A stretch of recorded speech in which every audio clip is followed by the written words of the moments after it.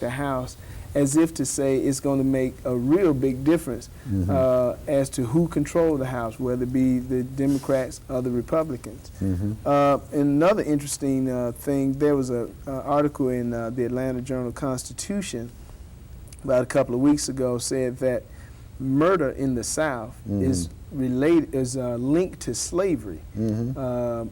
And those are just a couple things, but as we talk about the events leading up to the coming of the Messiah, what say you about, first of all, the voting thing, if there's any link at all to murder in the South being linked to slavery, and in our discussion about coming Messiah? Well, to deal with murder linked to slavery, that's what they did with most of the slaves, murdered them off. You know? Well, I think that the homicide rates. I know, my right. brother. I know what they're referring to, but what I'm saying is this: regards to what they try to put it on, the nation that we are servants to, they've murdered off more people all over the earth than anyone. Right. You know, so when they get to talking about what the nations like to do is wash our dirty linen on worldwide TV. This explains why when other nations come over here, they don't want to live in our neighborhoods, you see, because they think that we're this and they think that we're that until they get to know us as a people. You know, so as far as the murder is concerned, I don't see how they can link that to slavery in the South. I can't even see how they can attach that, because the people, like I said, the people that has done more murdering than anything are the nations of the earth, the Christians. I mean, they fought wars. We know it, the Crusades. They fought wars all over Europe, Asia. Now they geared up to go on another crusade over there with Saddam Hussein, because he don't want him in this country, right. You see. So as far as murder is concerned, brother, they can try to put that on the who they want to, but they have to understand who we are. We are a product of this system. See, that's what we are. We are a product of this system. For years we've tried to get into the system, you know, to have equal footings in the system, but it hasn't worked, and it can't work because of who we are. See, what we don't understand is this, is that Satan is at war with us. So whether we go and elect a Democrat or a Republican, regards to who controls the House, eventually my brother's going to have to come and take this house and control it, simply because man and all of his unrighteousness is he's headed for his date with destiny, according to the prophets. And what man is doing is trying to camouflage a lot of these things so that we as a people won't know what's going on. Like Yahweh said, my people are destroyed for lack of knowledge. And it's because of this lack of knowledge that we get caught off into a whole lot of things, and we haven't kept our eye on the prize. Not the prize that we talked about during the Civil Rights Movement, because we know what that was. And we should have known that wasn't going to work in the beginning. The prize that we had to keep, that we failed to keep our eye on, is the prize that Yahweh himself has offered us as a people. But what we've allowed to happen, we've allowed our captors to teach us things that proximities of the truth. Not quite true, but this will do for you. As a matter of fact, I was watching the show the other week when the sisters was talking about how the Roman Catholic Church had instituted all of these the laws and so forth that the church, that the Christian church deal with today. And we can very well see that all these things that has been set up are truly against us. I mean, take Halloween, All Hallows Eve, for instance. A lot of our people having a foggy side. You know, brother and I went down to the service station to get some gas, and there was a woman standing out there dressed, sister. She dressed as a witch. Her husband was dressed as a monk. I guess it was her husband was dressed as a monk and so forth. And but see, they didn't. I bet you they didn't get into the public library and read up on these things to see the paganism that was tied up in these things. I remember reading stories to where in Salem they used to burn witches. If a guy was after a woman and he was a man of power and she didn't do what he wanted done, he'd burn her as a witch and they'd burn her at the stake. You see, and to see our people dress up as these witches and so forth, not really knowing that Yahweh said, You shall not suffer a witch to live. You shall not suffer a witch to live. As a matter of fact, we had one of our kings, the first king that ruled over Israel. Once he wouldn't do what he was what Yahweh told him to do, he went to see a medium. And they were supposed to have put all the mediums out of the land. So he went to a medium and had the medium talking about, bring me up Samuel. Do he actually think that a person that's working for the adversary, the devil, can pull one of God's saints up? What he did was pull up a demon. And the demon said, why are you troubling me, man? You know, God, Yahweh has departed from you, you know. But what it goes to show is the length that our people will go either to please themselves or to please the people that are around them, and we don't get back and do the research pertaining to the truth pertaining to these things. But all of these things are tied up, like I said before, with religions. A lot of our people don't realize that. Let me read you a piece of scripture here out of the book of Thessalonians. Read you a piece of scripture out of Thessalonians here, and you can see very well what's taking place. It's in 2 Thessalonians, 2nd chapter, and Paul told us some things was going to take place. It's in 1 Thessalonians, 2nd chapter, when Paul told us, say that there was going to be a falling away first. A falling away from what? A falling away from sound doctrine. In verse 2 Thessalonians 2 and verse 1, Paul said, now we beseech you, brethren, by the coming of our Adonai Yeshua, the Anointed One, and by our gathering together unto him, that you be not soon shaken in mind or troubled, neither by spirit, nor by word, nor by letter from us, as that the day of the Lord is at hand. You know, people keep saying, the Lord can come any day. He can come any day. No, he can't. He can't come till the prophecies has been fulfilled up to the time that he is supposed to come. See, that's part of that doctrine, that satanic doctrine that's out here. Verse 3, let no man deceive you by any means, for that day shall not come except there come a falling away first, and that man of sin be revealed, the son of perdition. They're falling away from what? They're falling away from sound doctrine. They're falling away from the truth as God has given us the truth to give to the world. But while we've been in captivity, we have to understand what happened.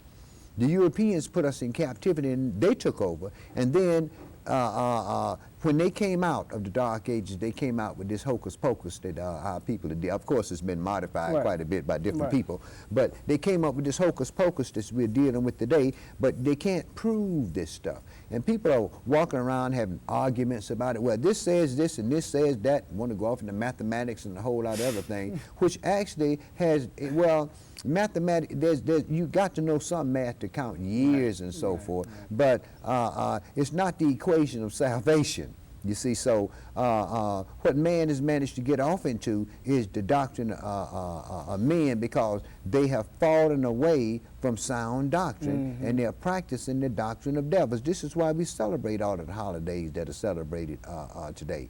And verse 4 says, it said there's going to be a falling away first, and that man of sin be revealed, the son of perdition, who oppose and exalt himself above all that is called God or that is worshipped, so that he, as God, sits in the temple of God, showing himself that he is Yahweh. You see, so we can very well see that Satan is in the process of, just like he said in Isaiah 14, I'm going to be just like the Most High. I'm going to exalt my throne above the children of Israel, and I'm going to be just like the Most High. And when you look at the largest religions in the world today, you can very well see he got 3/4 of the world that's worshiping. The other quarter, they don't worship nobody. But he has 3/4 of the world worshiping him. And it's all done through the slay of men, through new religions, that just new kids on the block that just came up within the last 500 years. And nowadays, brother, they got so many religions out there that you can just pick and choose and go from one church to another one and never miss a beat, but you never hear the truth, not the whole truth. But you would agree, though, many people, as as well choose their deceits. Mm-hmm. I mean, they choose to be deceived. I mean, like even now, the Pharisees and Sadducees are swooping in on the people saying, vote, vote, vote. It's going to, this is our saving grace if we vote. But, it's not making any sense. Well, when we went off into politics en masse, during the civil rights movement, our people didn't, at least so-called leaders didn't understand what politics was all about at that time. And they're still learning the political way of doing things. Like I heard a campaign ad today talking about one of our civil rights activists that's in office now. And they were saying that he brought back $5 million to the neighborhood for Head Start and so forth and so on. $5 million. Newt Gingrich got $94 million from Martin Marietta. So what is $5 million out of that piece of pie, out of the national budget to bring back into the neighborhood? But what it does, it makes it seem like somebody's doing something. But regards to who we put in office, we'll never excel but so far. And you can believe one thing, neither one of us will never be president of this country. See, that's simply because this country here was given to the Europeans, and they're not going to let slaves, the children of slaves, rise up and tell them what to do. See, this is why the War of Armageddon has got to be fought, because the people of the earth is not going to want to deal with the children of Israel. So this system has to be put down. Of course it has to. Of course it has to. Look at the system. I mean, crime is running rampant all over the earth. It's sin. Right. And it's running rampant all over the earth. And the judicial system is bogged down. I mean, the only thing that you hear about that's really, really being truly prosecuted is high-profile cases. They got prisoners in these jails back to back. This is why the Messiah said he was going to have to come and open up the prison houses to let our people out of prison, simply because the nations, I guess they're afraid of us, brother, because they know how they've treated us. But see, en masse, those of us who know the truth, it's not in our hearts, it's not in our nature to be vindictive. Vengeance belongs to our God. So what we've learned to do is when somebody do us some wrong, we go, didn't he say cast all your troubles on? That's a trouble. Right? So what we do is go cast our troubles upon him and see what he, then sit back and watch and see what he's going to do about it, because something is going to have to be done. Man is going to have to learn. And it's a lot of people that's coming into the knowledge of the truth, but man is going to have to learn that he's going to have to fear his God and turn to God with his whole heart and his whole soul. I tell you why. Before the Messiah comes to this earth is not going to be fit to live in. Like the Messiah say, O Jerusalem that killed the prophets, you shall not see me until you, henceforth until you say, blessed is he who comes in the name of Yahweh. That ties into one of the holy days. Sure, it ties into all our holy days. This is why Yahweh told us to keep these holy days as memorials of things that has happened, and memorials, they're shadows of things that's going to take place. Just like the tabernacle of the congregation that was built in the wilderness, the temple that Solomon built, all of these things are shadows of eternal things that's going to come to pass. This is why Yahweh told Moses, say, look, make sure that you make everything exactly like you were told, because these were patterns of things that were set up in heaven, you see. And this is what man don't realize. Man tell me, well, God got rid of the Jews. And I keep asking, well, if he got rid of the Jews, who was the covenant made with? Did he get rid of the representation of the house of Israel that's in heaven in Revelation 12 chapter? Did he get rid of that too? You see, so God can't get rid of Israel because he's married to Israel. And those of us who, now old covenant Israel, we know that they committed adultery. So Yahweh stopped dealing with them. But what he did was this. He gave it to those that would hear, of the same people, but he gave it to those that would hear, and those that would hear would be the remnant that would bring forth the fruit that would be meat of salvation, but they have the same house. But why, and that right there, that one little statement there about the old covenant and new covenant Israel, or those other old covenant, many people try to say, well, and they read that and say, well, that covenant was done away with, as if to say the people were cut off as well. And when they read, even in the New Testament, it says the new covenant will be made with the house of Israel, the house of Judah. Well, But people try to interject themselves into the place of the children of Israel, that remnant. well, that comes from being taught a doctrine. Being taught a doctrine out of the New Testament, not going back, laying that foundation. I mean, you have to go back and read the structure of the law and see just why all of these things were set in place, you see. It's some things that Yahweh told us, say, you're going to do this forever. Right.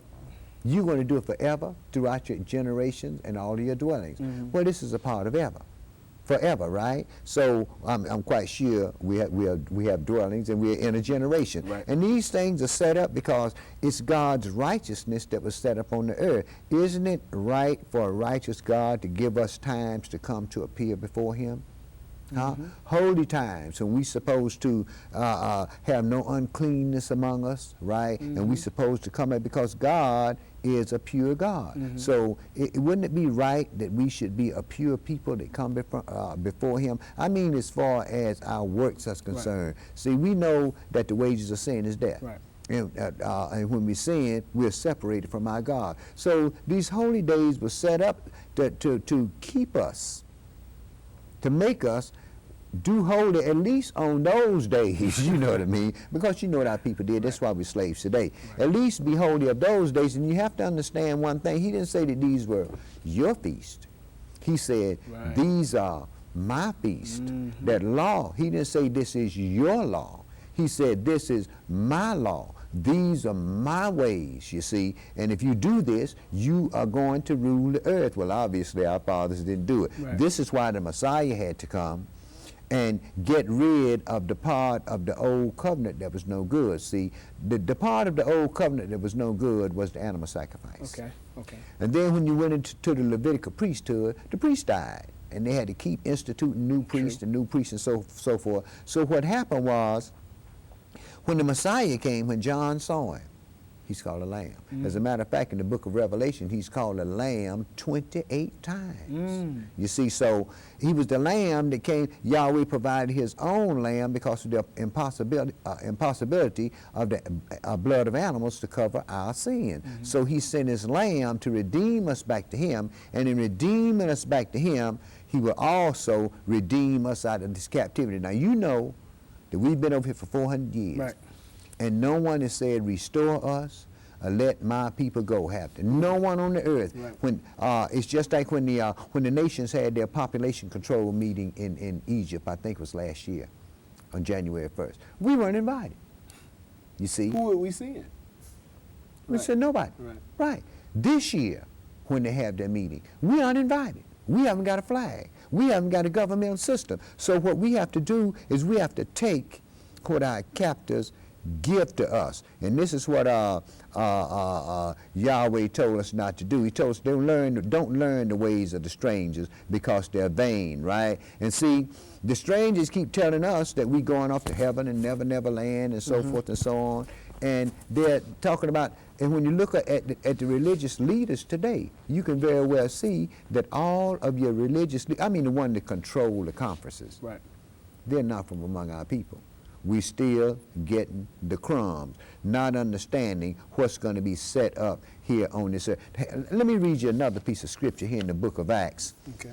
After the apostle was resurrected from the dead, and he spent 40 days with his disciples. The Messiah. Yeah, after the Messiah, I'm sorry. He spent 40 days with his apostles, and he instructed them in quite a few things. Let me read you a question that they asked him, and people aren't asking that question today. It's in Acts 2, Acts 1 rather, in verse 4. It said, and being assembled together with them, commanded them that they should not depart from Jerusalem, but wait for the promise of the Father, which he said, you have heard of me. For John truly baptized with water, but you shall be baptized with the Holy Ghost not many days from now.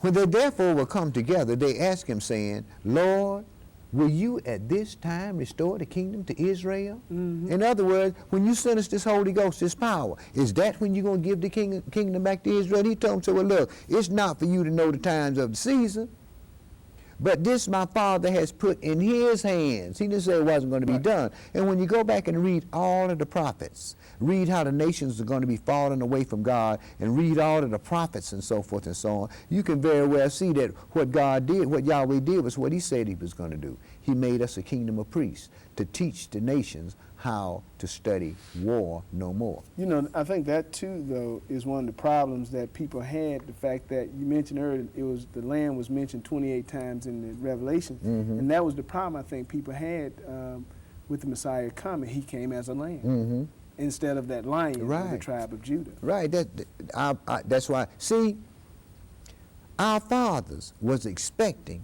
a deliverer. See, this is why they put so much stock in the Maccabees and different people, because they were expecting a leader. It was quite a few people that came up during those times talking about he was the Messiah and led people away, and they got murdered off and did not happen to them. But when the Messiah showed on the scene, what happened was the people thought he was going to come and put down that European, that Roman control. And when he didn't do that, brother, then they hated that brother. But see, the thing of it was this. He wasn't supposed to come and take Roman control. What he was supposed to do was this, like Paul told him in the 15th chapter, Romans 15 and verse 6. Christ came to confirm the covenant that was made with our fathers. So when Christ shed his blood, his ministry, the 3.5 years ministry, and the shedding of the blood was the sealing, the confirmation and the sealing of the new covenant with the same people that the old covenant was made with. This is why it was 10 years after the resurrection of the Messiah before the first European got the Holy Spirit. Because we had to have the church set up and things in place to where Paul's training had to be complete and everything, so that those people can be sent to the nations to spread this thing from Jerusalem out to the whole world, like it's going to be done when the Messiah comes, see? And this is what Satan is trying to keep hid from you, simply because the nations know how they've treated us, brother. All the nations, the whole world know how they've treated us. And the thing of it is this: Yahweh is going to recompense it to them. And what Satan is trying to do with the nations. Elder, excuse me, just a moment. That's our cue for the Around the World Report. We'll be right back. Stay tuned.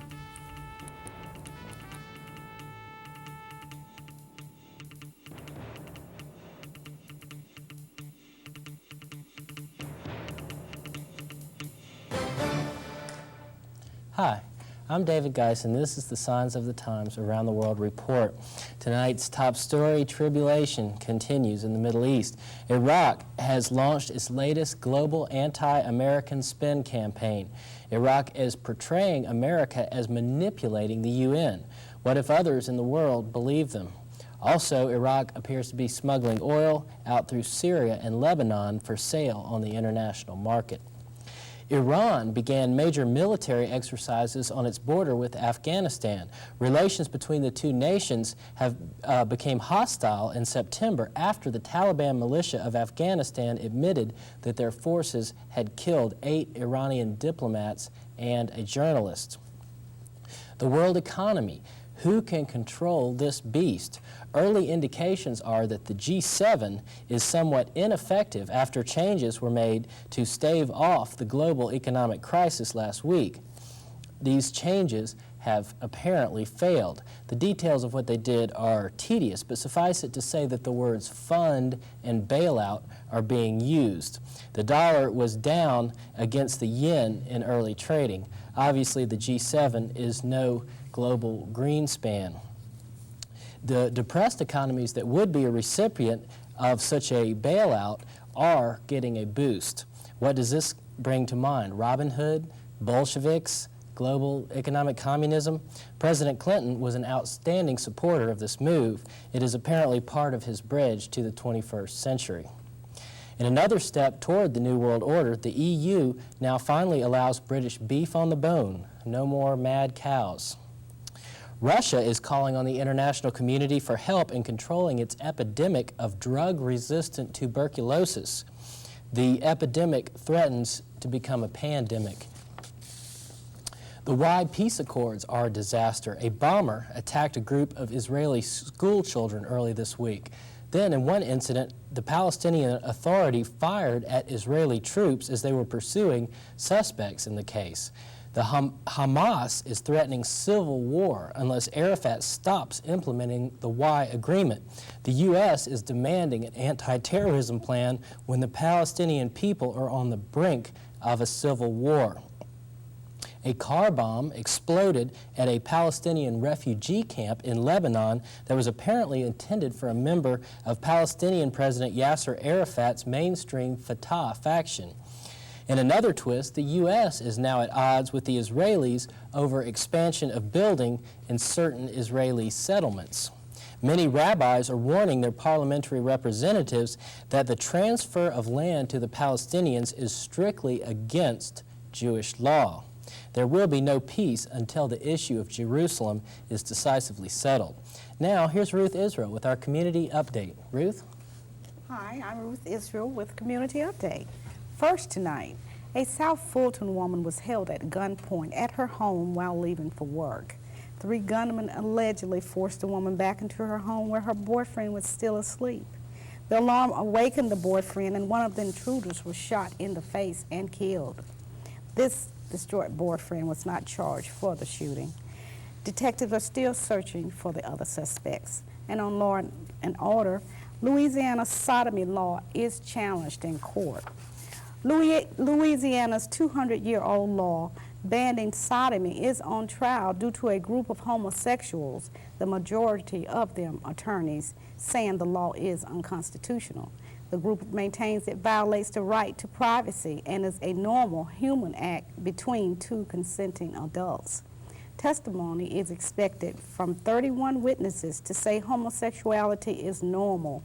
Other testimony is expected from a neurologist that sexual orientation is determined in the womb, and that is no choice.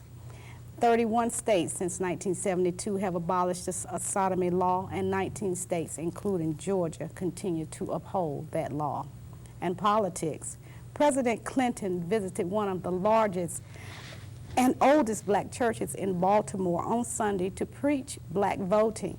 The president mixed politics and biblical commandments to get the message of get out and vote. The appearance of the president marked an effort by the Democratic Party to motivate faithful followers of that party.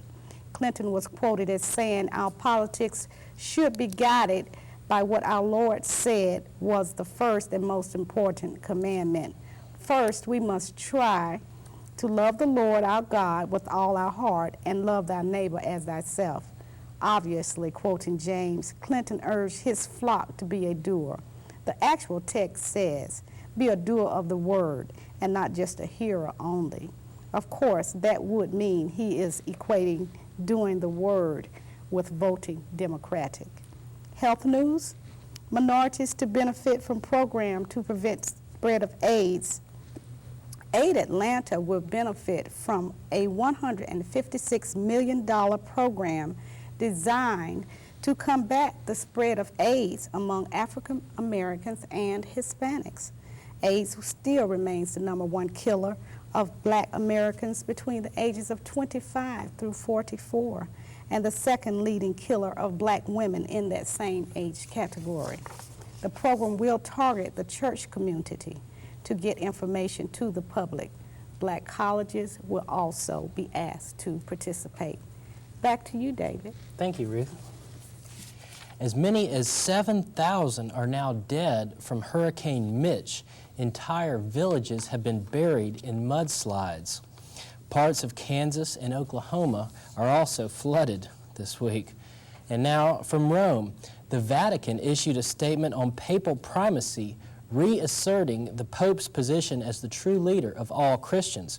The Pope especially warned charismatic Catholics to keep in check and guard their Catholic identity. Also this week, the Vatican's top-ranking foreign affairs specialist visited Egypt and Israel. The Archbishop gave a talk in Jerusalem in which he denounced what he called the illegal Israeli occupation of the Holy City. The Archbishop called for the preservation of free access to the holy sites in Jerusalem and the need for guarantees of the city's unique character as an international and interreligious patrimony. And finally tonight, lightning strikes twice. Another soccer match is struck by lightning. That makes 2 lightning strikes in several weeks at soccer games. This time, 11 people were killed, the entire team from the Congo. Many on the sidelines and in the stands were also injured. It won't be water, but fire this time. That's been the Around the World Report and Community Update for tonight. Thank you very much, and now back to our regular program.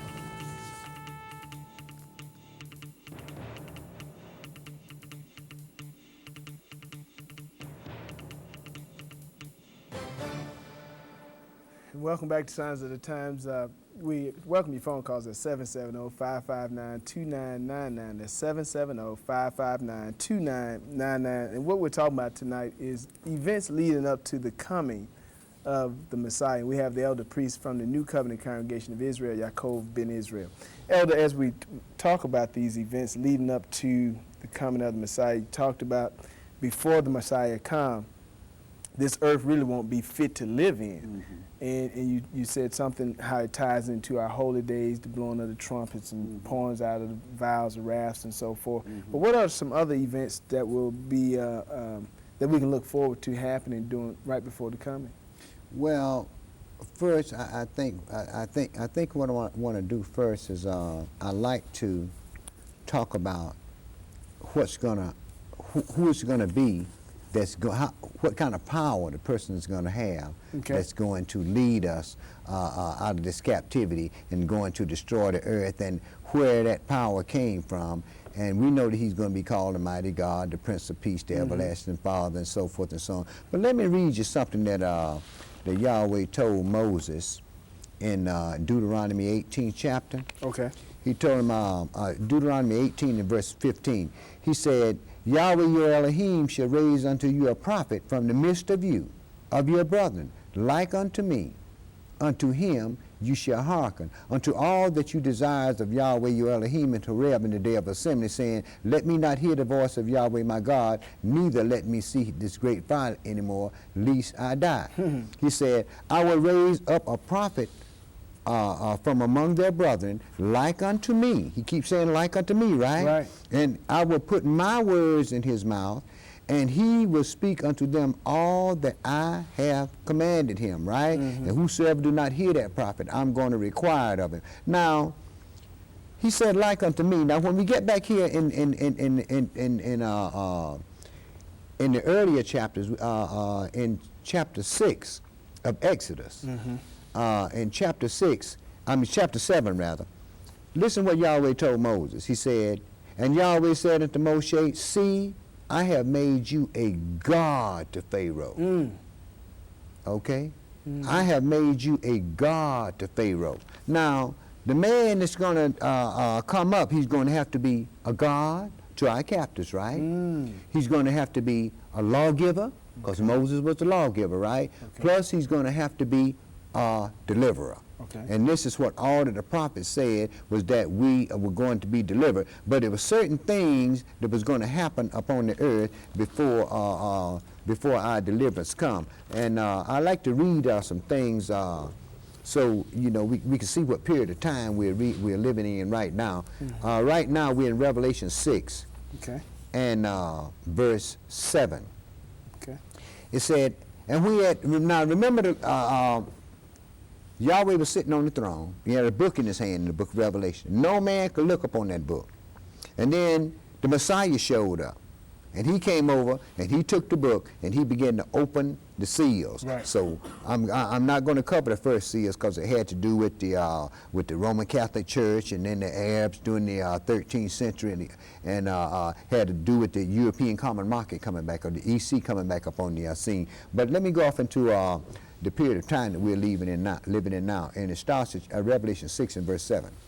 And when he had opened the fourth seal, I heard the voice of the fourth beast say, come and see. And I looked, and behold, a pale horse. Remember? Behold, the pale horse, right? And the name that sat on him was Death, and hell followed him. And power was given unto them over the fourth part of the earth to kill with the sword, and with hunger, and with death, and with the beast of the earth. Right? Now this is in Revelation 6. Revelation 13 told you that he calls all, small and great, rich and poor, to receive a name, number, and mark. And if you didn't receive that name, number, or mark, you wouldn't be able to buy or sell. Okay. And okay, so that's the period of time that we're living in now with the formation of the beast. But once this beast is formed, we're going off into the period of time when it's going to be unprecedented of trouble upon our people. We can see it coming. Mm-hmm. Black folks aren't talking about anything. We can see it coming. We can look at our children in the street and see it coming. And that Revelation, in the fifth seal, Revelation 6 and verse 9 says, and when he had opened the fifth seal, I saw under the altar the souls of them that were slain for the word of Elohim and for the testimony which they held.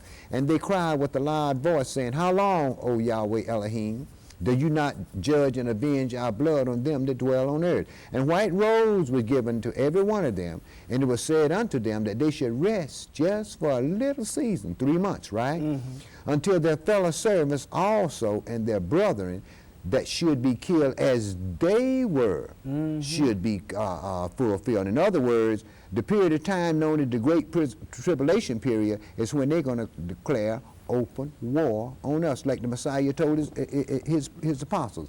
So there's going to come a time when whosoever kill you would think that he did God a favor. Right.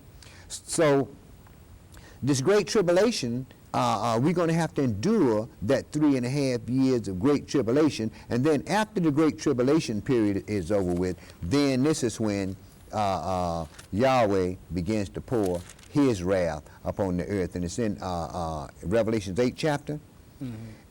And when he had opened the seventh seal, there was silence in heaven for about the space of a half an hour. And I saw the 7 angels which stood before Elohim, and to them were given 7 trumpets. And another angel came out and stood at the altar, having a golden censer that was given unto him with much incense, that he should offer it with the prayers of all saints upon the golden altar which is before the throne. Mm-hmm. And the smoke of the incense which came from the prayers of the saints ascended up for God out of the angel's hand, right? Okay, and then he took the census and threw it to the earth, and there was voices and lightning and a great earthquake. Now everybody talking about this great earthquake that's going to come, right? Mm-hmm. We're going to have one in the 6th seal, and we're going to have one after the 7th seal is opened up. And the first angel sounded, and there followed hail mingled with fire and blood, and they were cast upon the earth, and the 3rd part of trees were burnt up, and all green grass. And the second angel sounded, and as it were a great mountain with fire was cast into the sea, and a 3rd part of the sea became blood, and the 3rd part of the creatures which were in the sea and had life died, and the 3rd part of all ships were destroyed. Mm-hmm. And the 3rd angel sounded, and there fell a great star from heaven, burning as it were a lamp, and it fell upon the 3rd part of the rivers and upon the fountains of water, and the name of the star is called Wormwood. Mm-hmm. And the 3rd part of the waters became wormwood, and many men died of the waters because they were made bitter. Now we're talking about this angel, this star, this angel coming down and stirring up the waters and making the fresh water that travels through the earth and purifies itself, making that bitter and making it poisonous for men to use. Look how they're using radiation and so forth and so on. We can very well see. Before you go to that next one, let's take this phone call and come right back. Caller, go ahead. State your name, please. My name's Roger. Yes, sir. I was calling to find out that why should we believe the words that he's reading in that Bible? And do the Quran hold just as much as importance as the Bible that he's reading? Okay, thank you for your call. Mm-hmm. Simply because the Holy Quran does not tell me what nation of people I came from. The Holy Quran we got from the Arabs, right?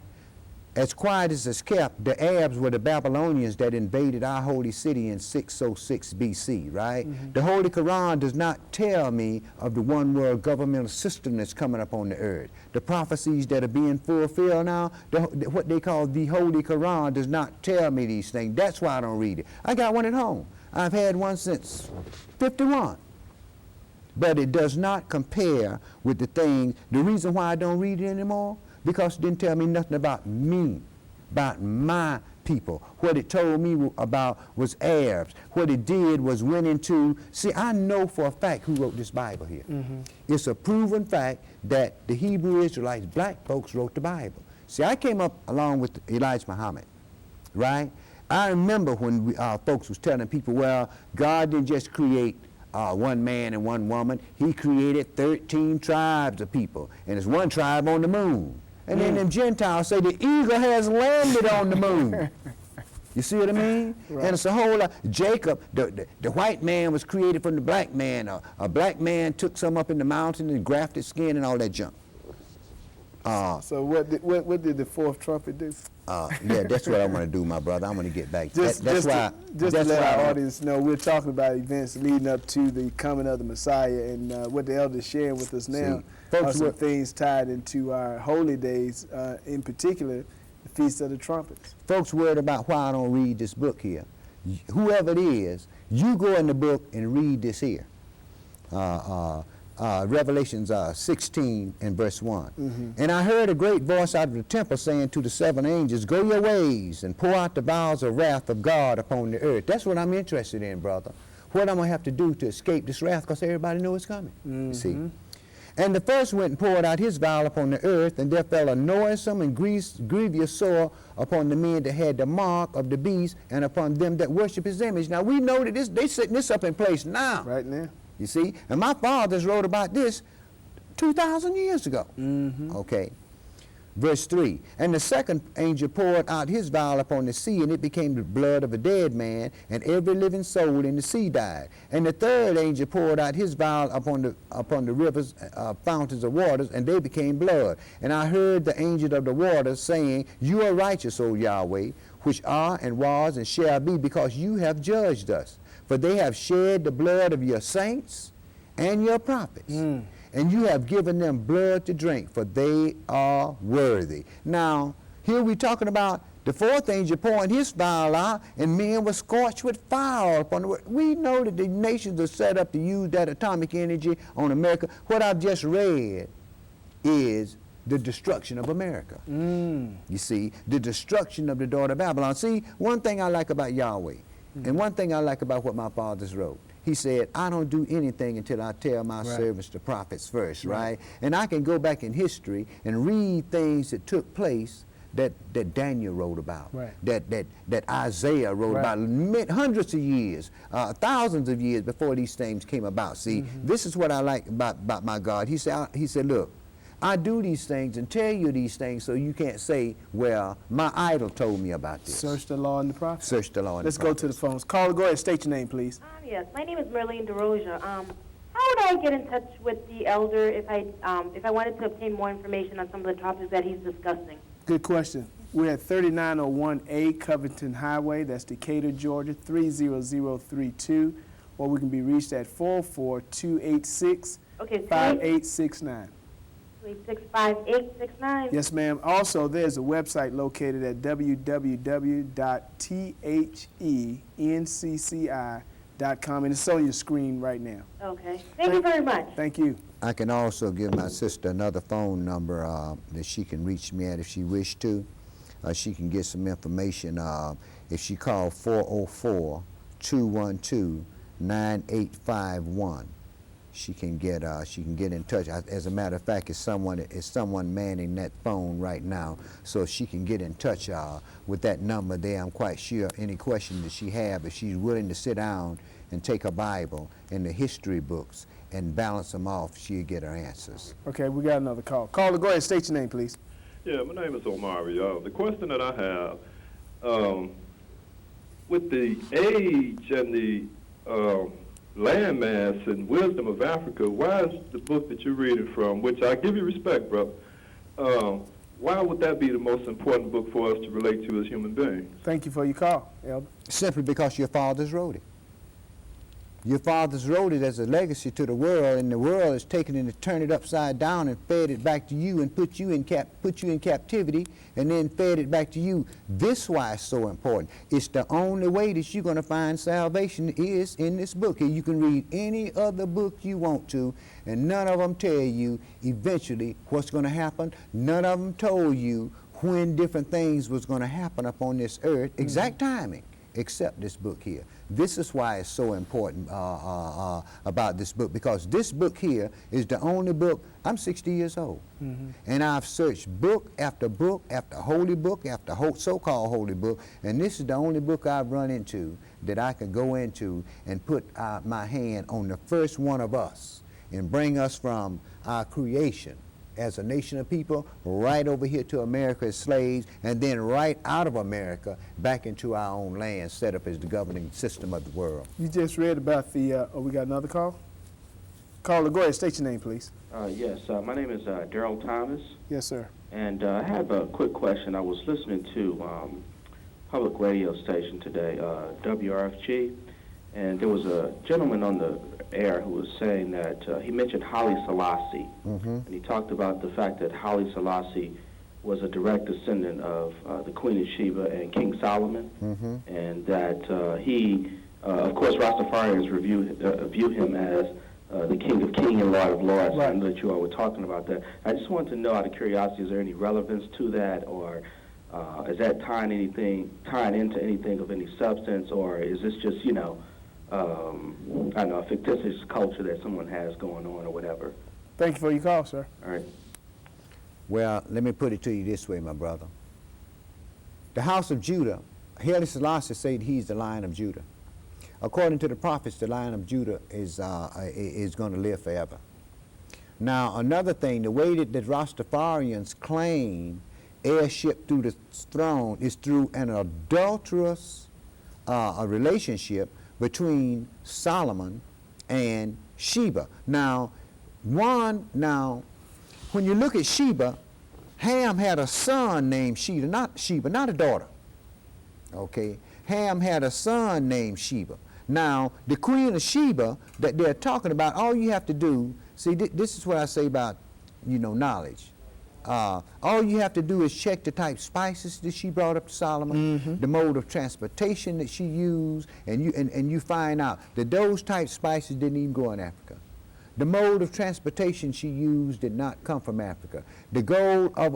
She brought gold from Ophir, right? She was from South Yemen, right down at United Arab Emirates. She was an Arab. She was not an African, you see. So what Haile Selassie did was said this, well, Queen of Sheba went up there and she had sex with, out of all the women in the world now, she went up there and she was so tough that she had sex with, it's one chapter in the Bible wrote about it, right? They gathered up all this junk here.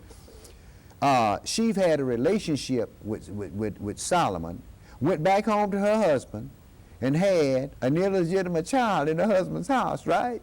Right? And he raised him up, and he was Menelik. And out of Menelik came Rastafari, right? And Haile Selassie came out of that lineage of people, right? But we are all of the house of Judah, see? And the only thing he did over there in Ethiopia was claim heirship to a throne that, what did he get him? See, you have to understand, when the Lion of Judah set up his kingdom, there will be peace all over this earth for 1,000 years. And that's a good point. You see, and this hasn't happened. As a matter of fact, Haile Selassie was at war with the French. He was at war with the Africans. He was trying to carve out his little niche, right? But when my Messiah, when my brother shows up on the scene, they're going to beat their swords and the plowshares and their spears and the pruning hooks. Nation will not lift up sword against nation, neither will they learn war anymore. Let's go back to the phones. Caller, go ahead and state your name, please. Hello? Yes, ma'am. Go ahead, state your name. My name is Amina, Yes, ma'am. and I wanted to find out if your followers or have any affiliation with Ben Ami, the Hebrew Israelites that are in Israel now. No, ma'am. And what's the difference between you all, the Hebrew Israelites, and the ones that are affiliated with the Hebrew Israelites in Israel? And do you have like a Bible study? Well, we are all Hebrew Israelites. Ben Amin is a Hebrew Israelite, just like we are Hebrew Israelites. It's our nationality. But as far as doctrine is concerned, the people that believe in Ben Amin, they consider him their Messiah. We got about 5 minutes. You see, so I can't deal with that. I can't deal with that, because if he the Messiah, according to the prophets, he has to die on a tree. It's supposed to be peace in the land. Right. He's supposed to die on a tree, right? If he's the Messiah, he's the Lamb, he's supposed to teach 3.5 years and then die on a tree, right? He's been over there since 67.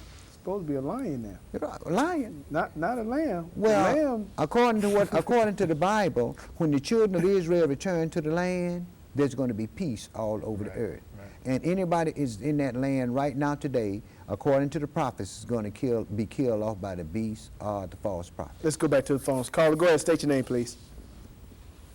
Caller, go ahead. State your name. Do we have a call? Got. Yeah. Okay. Hello? Yes, sir. What's your name? My name is Stan. Okay. Yeah, the elder is real good tonight. I like that.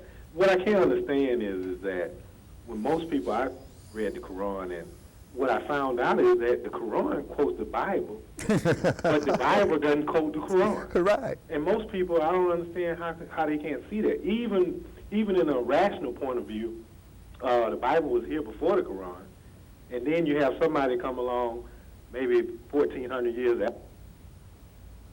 1,400 years after. Sorry, brother, you got cut off, but nevertheless, I think we get your point. The scriptures was here before the Quran came on the scene, even before Muhammad came on the scene. Brother, most of us older brothers around my age, we came through the Nation of Islam. We saw that for what it was right away. It was a good money maker. And folks got rich off it. It was a good money maker. See, back when Muammar Gaddafi's grandfather gave Elijah Muhammad that money to, they were talking about buying hospitals and everything on the lakefront in Chicago. Them folks said, you ain't coming out here. We're gonna let our police department come in and ride horses up and down here, you know. But all of that was geared for us to arm ourselves, because the Arabs felt that we would be a viable force, cannon fodder, here in this country here, once they started their terrorist acts against this country here. But it didn't go off then because the money went other places. Let's take this last call. Caller, go ahead, state your names. I think we got about 2 minutes left. Caller, go ahead, state your name, please. Caller, go ahead. Oh. Am I on? Yeah, go ahead, sir, quickly. Oh, okay. I was just listening to you guys, and I was wondering, are you guys followers of Christ? Sure. Oh, okay. Of course. Thank you, sir. That's the number one, brother. Okay. Yes, that's the number. But I tell you what, have you noticed, my brother, that people don't tell you what your nationality he was? Just say he was a Christian. Have you noticed that the Europeans painted him all white during the Renaissance? But when you check back into the history, you find out that he came from the nation of Hebrew Israelites, and they were black folks. Why the cover-up? Why the deception? What they did was this. They gave us a God named Jesus. See, the brother's name was Yeshua, which means Yahweh's salvation. Right. So they gave us a new God and gave us a new doctrine, gave us a birthday for him, a resurrection for him, and everything else, right? Even changed the Sabbath day from Saturday to Sunday to match with, to go along with him, didn't Miss American Pie, wasn't it? Right down the middle. Same thing we get today. Gave us a vicar. Right. Of course. Of course. Well, that's we got 1 minute left. Okay. Elder, you want to have some closing comments? Well, the young lady asked me where did we have our services at. We have services at 3901A Covington Highway. That's in Decatur, Georgia. The zip code is 332. And we meet on Saturday. We have Sabbath day classes on Saturday at 1 p.m. Bible class, prophecy class on Sunday morning at 10:30. Excuse me. And we have Bible class on Tuesday night at 8 p.m. and a sisters class on Thursday at 8 p.m. And when you come, if you got any questions, all you have to do is, if it's about what we're dealing with, because we prepare a class, raise your question, raise your hand, and then we'll take you in the Bible and let you read the answer to you and see what you get out of it. All right. I think that's it for tonight. Join us next week right here, same time, 8 p.m.